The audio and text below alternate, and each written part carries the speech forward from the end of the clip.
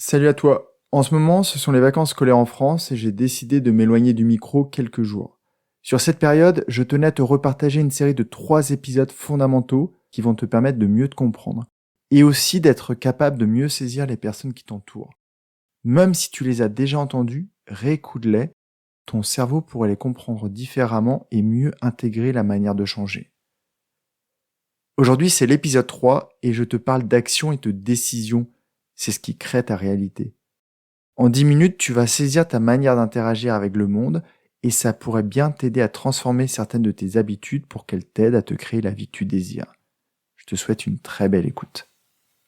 Veux-tu comprendre pourquoi tu n'oses pas passer à l'action? Ou, au contraire, pourquoi tu agis tête baissée sans te poser la moindre question? Aujourd'hui, on continue et on finit sur les métaprogrammes. Ce conditionnement mental qui te fait percevoir, penser, comprendre et surtout agir comme tu le fais aujourd'hui. Imagine qu'à la fin de cet épisode, tu aies identifié tous ces programmes qui tournent dans ta tête et que consciemment, tu aies décidé d'en modifier certains. Quand tu fais ça, c'est toute ta vie qui change en profondeur. Bienvenue à toi, tu es sur le podcast Dépasse-toi. Je suis Sylvain Viens et je partage avec toi tous les sujets qui m'ont permis et qui te permettront d'atteindre une vie riche, épanouie et pleine de sens. Si tu veux profiter de chaque épisode dès qu'il sort le mardi, je te conseille de t'abonner via ton lecteur de podcast. Et surtout, tu peux le partager aux personnes à qui tu tiens et qui pourraient aussi en bénéficier. Et pour aller encore plus loin avec moi, tu peux te rendre sur mon site sylvainviens.com et t'inscrire à la newsletter. Dans cet épisode, je vais beaucoup insister sur les illustrations de ces programmes. Basculer d'un mode à l'autre de ces programmes est super intéressant. On va commencer par une situation très concrète, par exemple la recherche d'un emploi. Certains vont être très terre à terre. Ils vont se lancer dans la procédure. Je mets mon CV à jour, je le mets en ligne, je regarde les offres, je postule, j'attends les retours et j'enchaîne les différents entretiens. A contrario, d'autres personnes ne vont pas du tout réagir comme cela, même s'ils connaissent le processus. Ils vont se poser des questions, comment je peux rajouter de la créativité, comment je peux faire différemment des autres. Donc par exemple, ces gens-là vont plutôt passer du temps à identifier les entreprises qui recrutent, peut-être passer du temps à créer du contenu sur les réseaux sociaux pour se faire repérer. Et c'est génial de se poser ces questions-là. C'est bien d'essayer d'ajouter de la créativité à pas mal de sujets. Mais encore une fois, il faut trouver le bon compromis. Ça sert à rien de réinventer la poudre et d'utiliser de l'énergie pour des choses qui sont déjà en place et qui fonctionnent très bien. Le second programme que je voulais aborder avec toi, c'est ta capacité d'adaptation au monde. 2 positions principales. Pars-tu du principe que tu dois t'y adapter ou que le monde doit s'adapter à toi? D'un côté, une personne qui va essayer de percevoir le maximum d'indices, qui va essayer d'identifier les caractéristiques du monde qui l'entoure, pour essayer d'adopter le bon comportement, le bon état d'esprit. Sauf que dans un monde riche et complexe comme le nôtre, il est vraiment possible de s'épuiser à essayer de faire ça, essayer de le comprendre, alors qu'il est rempli de contradictions. De l'autre, des personnes qui sont dans le jugement, beaucoup moins souples que les personnes de la modalité précédente. Ceux qui jugent ont des idées arrêtées et considèrent que leur vision du monde, c'est le monde. Il n'y a qu'une seule réalité, la leur. Donc d'après eux, leur vision du monde est adaptée à toutes les situations. L'avantage de ce mode, c'est qu'ils agissent sans trop se poser de questions. Mais ils peuvent s'enfermer dans un monde figé, et donc être confrontés à beaucoup de conflits et d'incompréhension de la part des autres. Car je te le rappelle, il y a autant de réalités que d'individus sur cette planète. Prenons un exemple concret. Imagine que tu es dans une cuisine et que la personne en face de toi est en train de préparer un plat dont tu connais très bien la recette. Cette personne agit différemment de ce que tu aurais fait. Tu as 2 possibilités, les 2 modes qu'on vient de voir. Soit tu es en mode questionnement, et tu regardes comment elle fait. Et si jamais sa technique est différente de la tienne, tu vas peut-être la questionner et tu vas peut-être revoir ta recette. Mais si tu es dans le second mode, tu regardes, tu identifies les différences sans même te questionner sur l'intérêt de les intégrer à ta propre recette. Ta grand-mère t'a donné une recette et jamais tu ne la changeras. Et tu vas continuer ad vitam aeternam de la réaliser. Le 3e programme dont je voulais te parler, c'est ta manière de réagir à un débat ou à une discussion. D'un côté, tu peux être très optimiste, et tu repères dans chaque situation le positif. Et donc tu es souvent très motivé par ce qu'on te raconte, par tout ce qui t'est dit. Ouais, carrément, elle est top ton idée. Une deuxième modalité de ce programme serait d'être beaucoup plus pessimiste et d'essayer de repérer la petite bête dans tout ce qu'on te raconte. Les personnes qui font ça sont relativement méfiantes et donc souvent elles se ferment à des opportunités. Elles laissent les portes fermées, pour revenir encore une fois sur l'épisode sur la zone de confort. D'accord, mais tu as pensé à ça ? Ouais, l'idée aurait pu m'inspirer, mais tu vois... Et enfin, il y a une troisième modalité souvent adoptée par les personnes créatives, qui, quand on leur présente quelque chose, voient l'étape d'après, ou l'étape d'avant, ou peut-être qu'elles voient ce qu'on leur propose d'une manière différente. Ah ok, je vois, mais on pourrait aussi faire ça.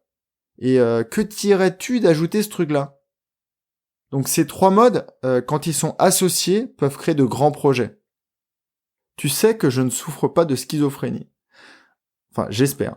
Mais quelquefois, je joue à ces trois rôles en même temps. Par exemple, j'ai une idée de podcast. Je prépare cet épisode en faisant appel à ma créativité. Donc je pars d'une feuille blanche et je laisse mon cerveau y déverser toutes ses idées. Alors que je pourrais, sans plagier, lire et écouter tout ce qui s'est déjà fait sur le sujet. Après la période de créativité, donc quand je crée l'épisode, je me glisse dans la peau d'un pessimiste ou d'un détracteur du podcast. Et je note ce que j'y vois de négatif. Et c'est ce que je fais dans pas mal d'épisodes. Quand je te dis, Sylvain, ouais, t'es gentil, mais...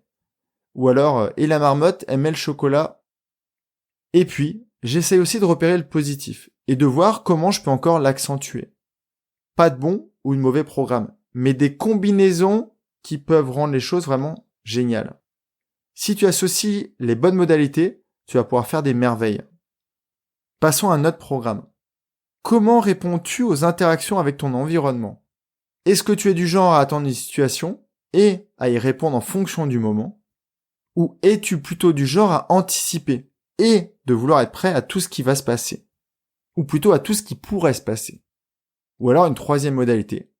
Tu es dans un mode un peu mix. Tu es attentif aux signes du monde qui t'entoure et tu ajustes ta réponse en fonction de ce qui se passe réellement. En étant dans ce dernier mode, tu ne fais pas comme tout le monde. Et tu n'es pas dans le mode « j'attends de me prendre le mur pour réagir ». Tu ne fais pas non plus comme le deuxième mode dont je t'ai parlé, celui qui anticipe trop et qui passe son temps dans les projections. En fait, cette personne anticipe des choses qui n'arriveront peut-être jamais. Alors, d'une, c'est pas utile, et deux, ça dépense beaucoup d'énergie.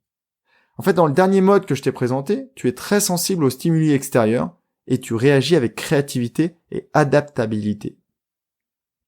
Et le dernier programme que je voulais aborder avec toi, c'est comment tu réagis dans l'action. Ni une ni deux. Je te propose quelque chose, tu pars dans l'action directement, tu bouges et tu avises après. Ou au contraire, tu passes par une phase plus ou moins longue de réflexion avant de passer à l'action. Et ça peut potentiellement faire disparaître cette action. Sans être devin, au vu de mon contenu et de tous les questionnements que je te propose chaque semaine, depuis quasiment 1 an, il est fort possible que tu sois comme ça, plus dans la réflexion que dans l'action. Et je t'avoue que j'ai pas beaucoup à me triturer la tête pour te proposer un exemple. Quand j'ai lancé mon podcast, je suis passé en mode fonceur, alors que tout le reste de ma vie, j'étais en mode rêveur. Dans le mode rêveur, je me serais dit, il faut que je sois top dans la technique, dans la présentation, dans la communication, dans tout ce qui englobe le podcast. Et j'aurais sûrement passé une année à le préparer. Mais cette fois-ci, il y a 1 an, je me suis lancé en me disant, je fais ça 1 an, j'apprendrai encore plein de choses. Réfléchir, c'est bien, mais en fait, très souvent en faisant ça, tu t'empêches d'avancer. Alors je te dis pas de partir bien en tête, mais quelquefois, faut arrêter de se poser 1000 questions, car sinon tu réfléchis et tu ne passes jamais à l'action. Donc écouter mes épisodes, c'est bien, mais les mettre en pratique, c'est beaucoup mieux. Aujourd'hui, on a donc vu ensemble les programmes suivants. Est-ce que tu es procédurier ou créatif, avec l'exemple de la recherche d'emploi ? Puis on a comparé ensemble le programme d'adaptation. Considères-tu que ta réalité est la réalité ou cherches-tu à évoluer ? On avait parlé de la recette de la cuisine. Puis on a parlé de ta réaction aux échanges. Es-tu dans le positif, voire l'optimisme, dans le pessimisme ou alors dans la créativité ? Après, on s'est posé la question suivante. Es-tu dans la réaction ou dans l'anticipation ? Attends-tu de te prendre un mur ou te prépares-tu au choc ? Un choc qui n'arrivera peut-être jamais. Et enfin, on a parlé de l'action. Cours-tu dans le cockpit dès qu'on te propose quelque chose ou prépares-tu ton avion, quelquefois tellement bien qu'il ne décollera jamais. Ça y est, on a fait le tour de la plupart des métaprogrammes. On a parlé d'introversion, de référence, de relation au temps, d'être dans un mouvement d'aller vers plutôt que d'éviter. On a parlé aussi aujourd'hui beaucoup de réflexion et d'action. J'aime beaucoup les travaux de Bandler sur ce sujet, sur les métaprogrammes. Et les connaître, c'est essentiel. Car ça te permet de savoir comment tu fonctionnes. Et c'est indispensable pour développer d'autres modes de fonctionnement. Ce qui va te permettre d'enrichir ta vie et d'être beaucoup plus adapté à tout ce qui t'entoure. Derrière ces aspects un peu théoriques, j'aimerais te proposer dans les semaines à venir des exercices pratiques pour aller beaucoup plus loin. La semaine prochaine, ce sera un épisode spécial. Ce sera le dernier avant la pause que je vais faire en août. Je vais en profiter pour recharger mes batteries. Mais avant de partir, je vais te proposer de rebalayer ensemble les idées majeures que l'on a abordées ensemble durant toute l'année. Je ne sais pas si tu t'es rendu compte et si tu as commencé à me suivre dès le début, mais ça fait quasiment 1 an que j'ai lancé ce podcast, avec quasiment 70 épisodes. Et si tu as été assidu, on a passé ensemble plus de 12 heures. Jeudi, dans la newsletter, je vais te proposer une sorte de carte pour que tu puisses lister tes différents modes de fonctionnement. Ce qui va te permettre de mieux appréhender la manière dont tu interagis avec le monde et potentiellement modifier ton comportement. En attendant, prends bien soin de toi, passe une très très belle journée, à très vite. Bye bye. Si cet épisode t'a appris quelque chose, n'hésite pas à en parler autour de toi. Dis-toi qu'à chaque fois que tu m'aides à le diffuser, tu fais tous les jours un peu plus pour aider tes proches et influencer positivement les gens qui nous entourent. Je te remercie très sincèrement pour ton écoute et je te souhaite vraiment le plus beau pour la suite.